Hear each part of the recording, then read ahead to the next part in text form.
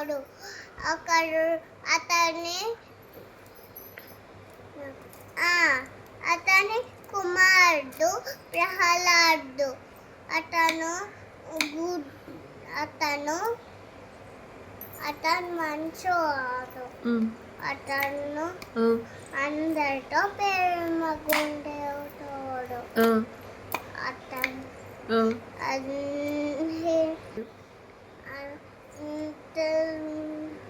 కశ్యపుడు ఏమన్నాడంటే నన్నే పూజించాలి, విష్ణుని పూజించద్దు అని అన్నాడు. కానీ ప్రహ్లాదుడు వినలే. హిరణ్యకశ్యపుడికి కోపం వచ్చింది. అతను పెద్ద పెద్ద ఏనుగుల్ని తొక్కిపించాడు. కానీ ప్రహ్లాదుడికి ఏమి కాలే. పెద్ద పెద్ద పాముల్ని కరిపించాడు. కానీ ఏం కాలేదు ప్రహ్లాదుడికి.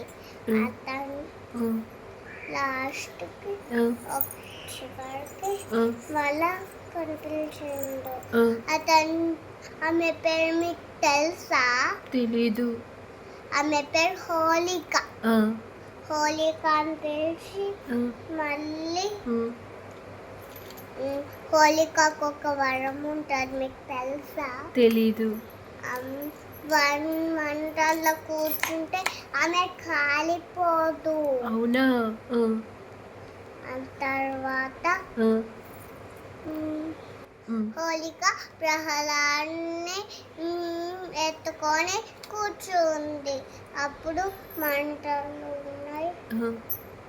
తర్వాత విష్ణుని పూజించాడు.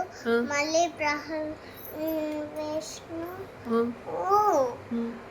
చెడుని హోళికని కాల్ చేసిండు, ప్రహ్లాదుని కాపాడిండు.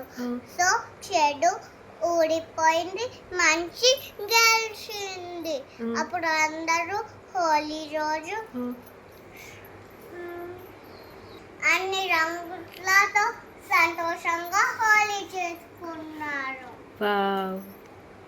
అందరికీ హోలీ శుభాకాంక్షలు.